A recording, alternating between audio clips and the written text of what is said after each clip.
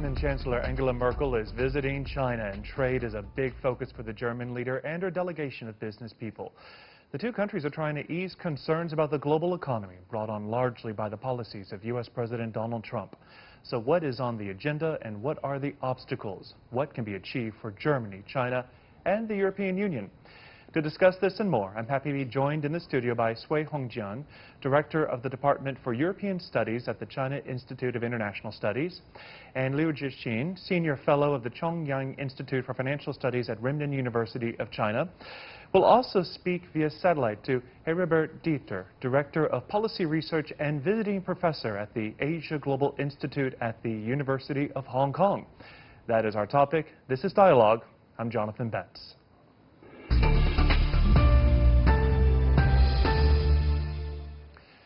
So without question, this is a critical relationship between Germany and China. China is Germany's largest trading partner, accounting for nearly $200 billion worth of trade between these two nations. Let me start with you, Professor Dieter, in Hong Kong. What do you think Angela Merkel is looking to achieve here? Well, a preferred outcome for her would be that business continues as usual, but there is, of course, a big threat. Many German companies are producing in the United States for the Chinese markets, car makers in particular, and that is something she will try to discuss with the Chinese government.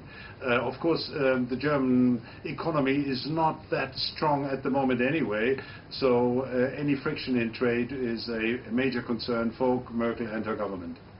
Friction in trade, what do you mean by that? Well, at the moment we have a person in the White House, whom we everybody know, who is willing to start a trade war with not just China, but also with the European Union. So for Mrs. Merkel, the visit in Beijing is risky. If she's seen in the White House as being too close to the Chinese government, that may result in a kind of a reaction by Mr. Trump. And Mr. Trump, in recent conversations, has threatened to impose relatively significant 25% tariffs on the importation of cars from Germany and other European countries to the United States. So the situation is fragile. Mrs. Merkel wants to have a good relationship with the Chinese government, and she wants to support the exports from Germany to China, but at the same time it is risky to be seen as too close a friend of Beijing. So, Professor Lin, let me get your thoughts on that. I hear that often, that Angela Merkel is in a difficult position, trying to please both the United States and China. Do you agree? No, I don't think so. I think she's a frequent visitor to China. Whenever she has any new challenges in Europe or in her country, she always comes to China to find a solution or find a support from Chinese government and the society. Especially in the past 40 years, we have seen that the German economy has really been supported by China. Both countries supported in different areas and different sections. So we know each other quite well. Also, we have got better understandings with each other. Another point is that we have very good respect to each other. We acknowledge the differences in political, in other systems, but we still try to keep the common grounds to solve all the differences. At the moment, I think she has a pressure from the United States for tariffs, not because of her relations with China. I think many countries in the world, they have very good relations with China, but they do not feel too much pressure from the United States. But actually, she is trying to find another way, a middle way between China and the United States, how to develop her economy in Germany. You know, Germany is now the third largest exporter behind China and the United States. She has to find another market to improve the market for her products, to improve the economy. At the moment, the GDP for Germany is not so well, the 0.5%, you see. So she has to find a new driving force to support the economic development. Right, there are concerns that the German economy is entering a recession here. I mean, these are huge warning flags popping up there for Berlin.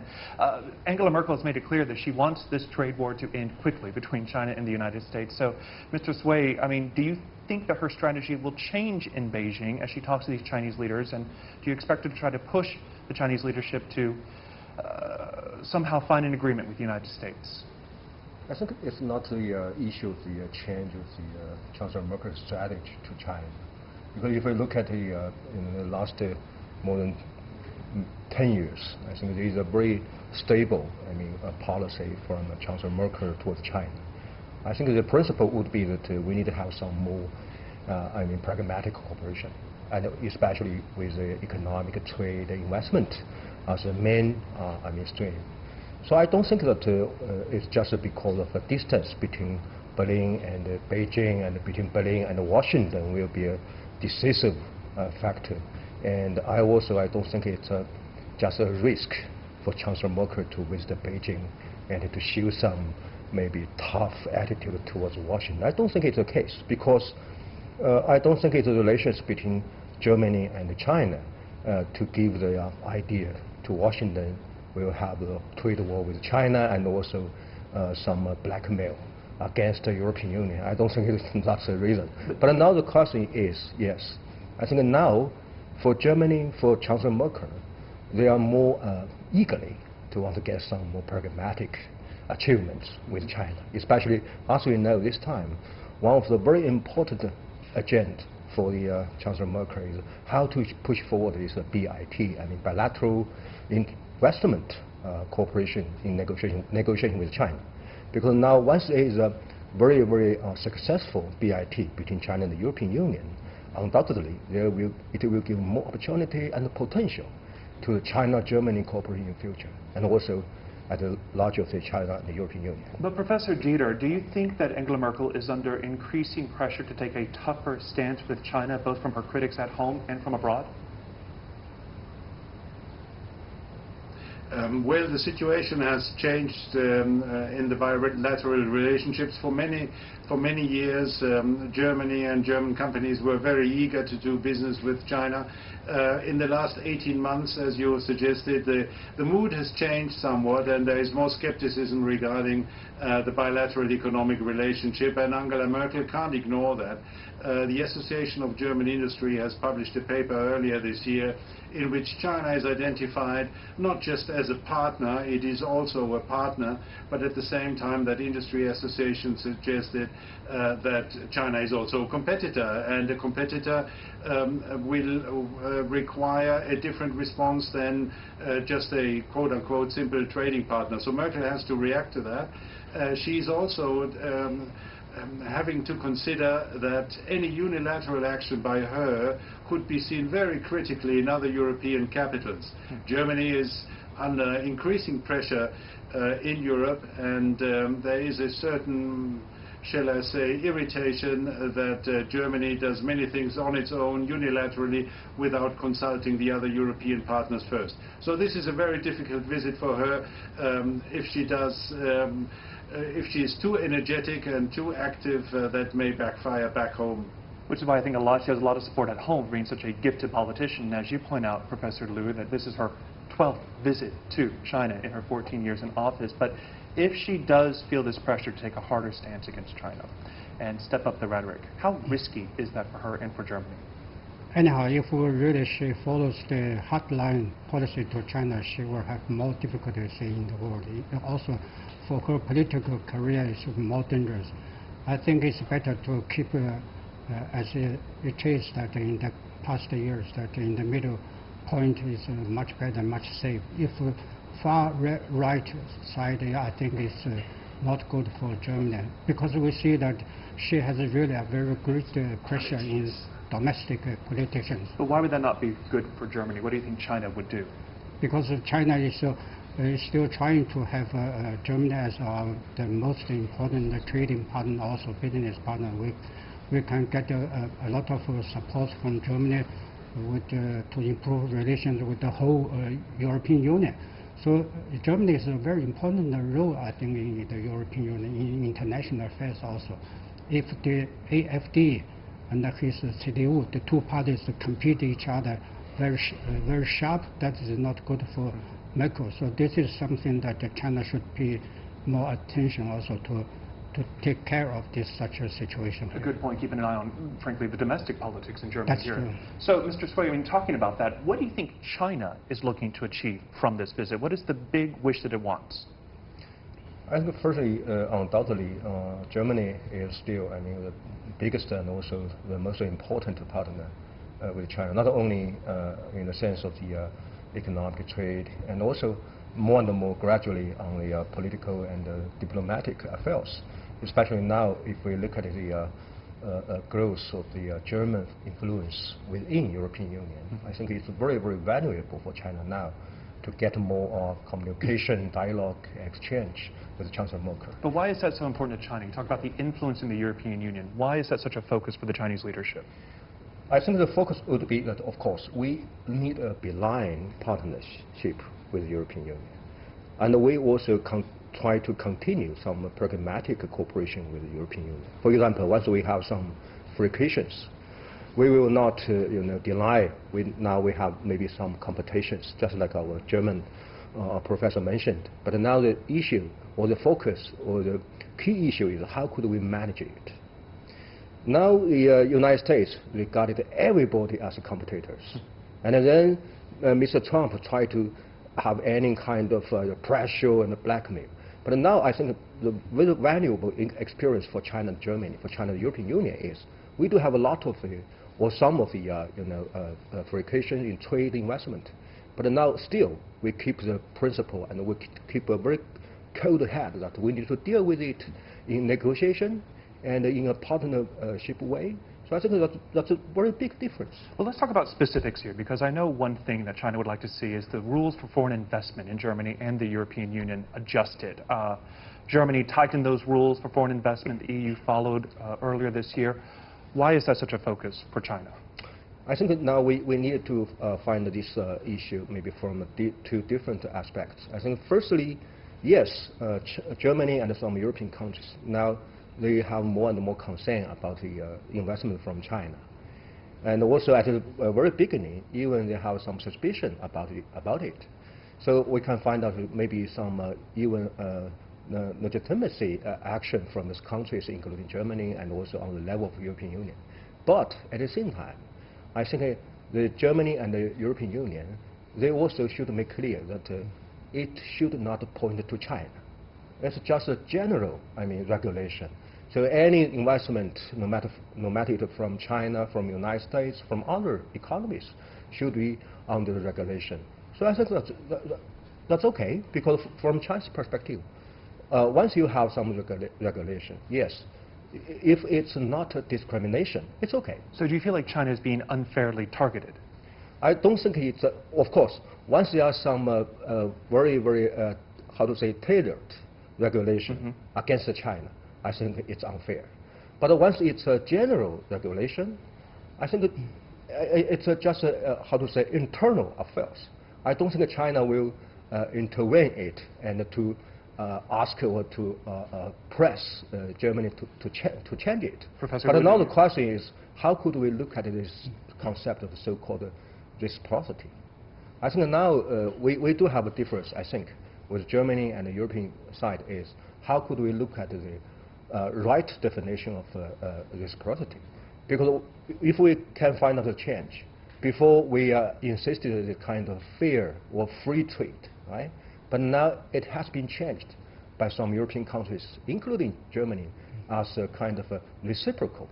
So I think now we do need some more dialogue exchange on this. And Professor Liu, your thoughts on this? I mean, overall the concern, it seems, is that China is being unfairly targeted by some of these regulations and rules, and that it's not being applied equally, I'm assuming, to countries all over the world. Do you agree with that? Yes, to some extent I agree with that, because I feel some differences from the German companies and some politicians. They're trying to target China as the so-called IPR violation or violator. We're still labeled by some Western Germans that they're talking that China is still labeled or copied the products from technology from Germany. You know, I still remember my first visit to Germany is in 1982. At that time, it was very open to China because China at that time was too poor. So nobody take care of this point. But nowadays, they think that China is coming up. And also, we have developed many new technologies. So they are still afraid of that China is becoming a threat to their development. So some voices in Germany are not so friendly and frankly to China. They try to persuade the government to stop some close cooperation with China, especially in the high-tech technology. Also, including automobile industry, that they have also concerned that China made some other products similar to the technology. So this is some focusing should be solved between the two sides. So that's a fantastic point. Professor Dieter, I want to bring you in here because as Professor Liu is laying out some concerns that are out there, you know, in Germany and in Europe about China. How prevalent are those concerns and how powerful are they for Angela Merkel as she visits Beijing? They are very powerful, and I think Germany is not alone in raising some concerns regarding trade with China. The former Director General of the World Trade Organization, Pascal Lamy, said we need change in the relationship. We need greater openness, and this is something that Angela Merkel and other European leaders and Donald Trump are trying to achieve. It is difficult because it's a structural issue. On the one side, the Chinese government, for good reasons, doesn't want to change its economic system, and that's of course their absolute sovereignty. They can do that. But at the same time, European leaders and the American president are under increasing pressure by groups within their societies to have a more balanced trading relationship. And it is certainly nothing you can negotiate overnight. It's not a short-term issue. This is a long-term issue. And I think what is frequently ignored in many parts of the world is that there is an underlying kind of agreement between the US, between the European Union and Japan, that in the World Trade Organization there needs to be change. We have regulations regulations that China uses for its own kind of benefit that are kind of no longer appropriate.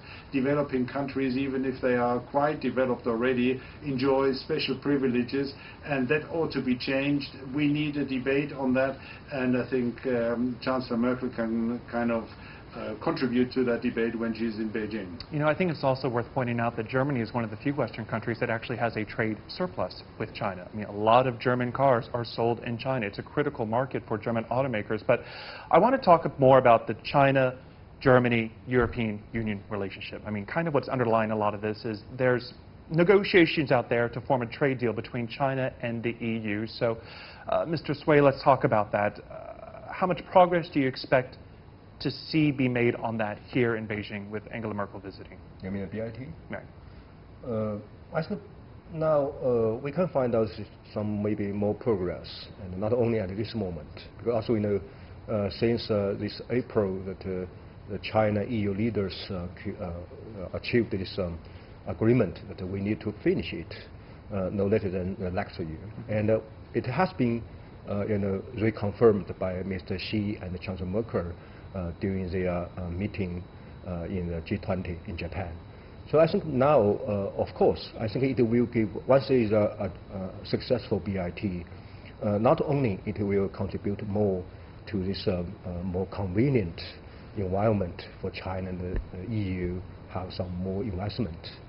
And also at the same time, I think maybe another very big influence is just like we touched before, that how about the domestic affairs, especially for Germany, for European Union, it could be give a very, strong evidence for these people or viewpoints in Europe to criticize China, not so open.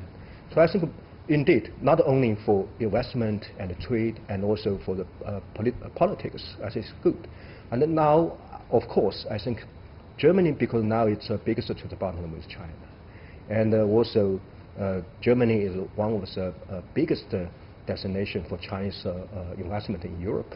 So once China and Germany, and concretely between Mr. Xi and Chancellor Merkel, they can have some more consensus. Certainly, it will push forward this negotiation. Well, it seems like Germany and China are kind of eager to see this thing done, but negotiations have been going on for years. This has been something talked about for years now, Professor Liu. What are some of the main sticking points? Why is it taking so long for this agreement to get formed? I think it's the most difficult thing is to get an agreement between government, between countries, because they always have differences. So unify the concerns is the most difficult job for all these negotiators. But actually, the key element, the problem for both sides is the so-called technology transfer and also transparency of the market. And another thing is that the access category of China's market is whether it's still open as they wish. You see, this is some different description. But nowadays, I think that most of the German companies they are seeing that the progress has been made by China in the past 10 years, because we have a lot of reform taken place in the past, especially this year. We have two fundamental laws, the new foreign investment law, and another is the new 11 financial article that is established to open up all this financial the banking business. So in this way that many people see a lot of the chances and opportunities in China. China is really a country with sincerity to open up its market. This is something different from other countries. They are talking a lot in words, but in action they have different behavior. So China is something that they're always doing the same as we promised. So let me get your reaction, Professor Dieter, on that, because that is something I hear a lot in Beijing, is that China is changing. China is opening up. China is taking these concerns from Western countries seriously. Is that message, though, resonating in European capitals? Yeah, of course there is improvement on many questions, but the overall skepticism cannot be ignored, and this is why it is important to continue a dialogue. A free trade agreement, of course, would have to be passed by the European Parliament, and here the situation becomes quite difficult, because we need approval in the European Parliament for any trade agreement. And as we have seen with the transatlantic trade agreement, it's not easy to get support for such an agreement in the European Parliament and in the European public. So these issues continue to be difficult, and we have and this is not just limited to European relations with China. As we see all over the world, there's skepticism regarding the benefits of free trade. People are becoming more concerned about the negative effects of trade, and that is of course also overshadowing the current discussion that Mrs. Merkel, Chancellor Merkel, has in Beijing. And Professor Dieter, you hit on a good point. This is not just about trade here when we're talking about the European Union and its unified voice. There's also concerns that the European Union does not have a unified voice on policies and on matters and on stances when it comes to China. Why is that? Yeah, that is true. I mean, this is the European Union has one voice in trade. That is clear, obvious. We are having a unified position in trade since many years. In all other matters, you have a range of voices, and this is not solvable in the short and medium term. European countries, whether it's France, whether it's Italy, whether it's Germany, and for the time being the UK, they have their own position on a range of issues. They have their own position on environmental protection and so on and so forth. So it's not easy to come up with a unified position in European capitals, and the policies towards China beyond trade is one of them. And so, Mr. Sui, how frustrating is that for Beijing, that there is no unified voice, unified position from the European Union, especially as China tries to expand its Belt and Road program in Europe? I think, firstly, I should make clear that the so-called unified voice from Brussels toward China is not only the case for China. You can find every phenomenon on this so-called unified voice from Brussels. Do you find the unified voice from Brussels to Russia, to the United States? No, not the case. I don't think that Poland and the Baltic states will follow President Macron, say that okay, we should restart relations with Russia. So I don't think it's just a case for China. But now from China's perspective, I think that finally, China find out that once there is a more integrated European Union, it will be beneficial for China, because we can find the drop of the cost of the trade and the drop of the cost of investment. And then, of course, for average Chinese people, it's more benefits, because we just get one visa. We can travel to more than 20 countries. So I think it's a good thing. But now the issue is, how could the European Union to do something more? I think now China try to find, develop its relations not only with the European Union institution and also with the member states, and also even with some regional countries, just like what happened for this 17+1 cooperation in Central and Eastern European countries. I think the reason is China tried to get some more efficiency of cooperation, because in the last several years, China always find that the more difficult issues from Brussels. Every year for the leaders' meeting, there is a nest of complaints, not a list of the cooperations. So I think China was thinking that, okay, could we do something on the same level, on the same speed, which is, okay, I need to get some more engagement or cooperation with the European Union in some very specific fields, like trade, investment, because it's in the competence of the European Union. But on some other issues, for example, foreign policy, now, yes, there is a HR for foreign policy in Brussels, but indeed, there is not a common foreign policy from a European Union towards not only China and also some other partners or players. So I think that's the key of the issue. And so, Professor Liu, I want to talk about the Belt and Road Initiative then, since this is clearly a big focus for China, especially when it comes to the European Union. Italy recently signed on, Poland signed on, Greece. What do you think is Germany's position on the BRI? How do you think they look at this program? I think Germany is still in skepticism also, because under pressure in domestic political situation.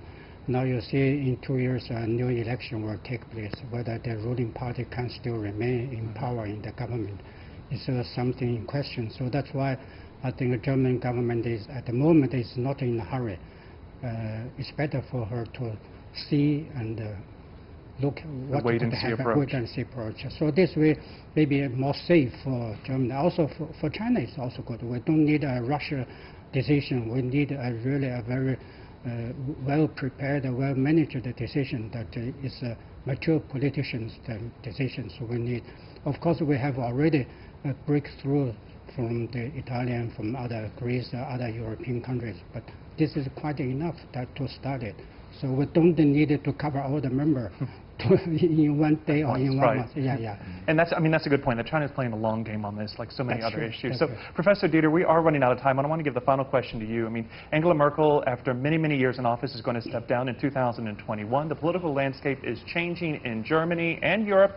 What do you think the future looks like when it comes to relations between Germany and China? Well, whether Merkel is in power or whether she will retire sooner or later, maybe she will retire before 2021, China will be a very important partner for Germany and the other countries in the European Union, and the change in the Chancellor's office will not alter that all that much. There will perhaps be a little bit less emphasis with the future new Chancellor on relations with China, but there won't be a dramatic change. All right, we will see what happens in the coming years and over the next 3 days as Angela Merkel visits China. A big thank you to all of our guests. Such a great discussion, an important relationship and an important topic, but that is all the time we have for this edition of Dialogue. Thank you so much for watching. I'm Jonathan Betts. Keep it here. There's much more ahead on CGTN.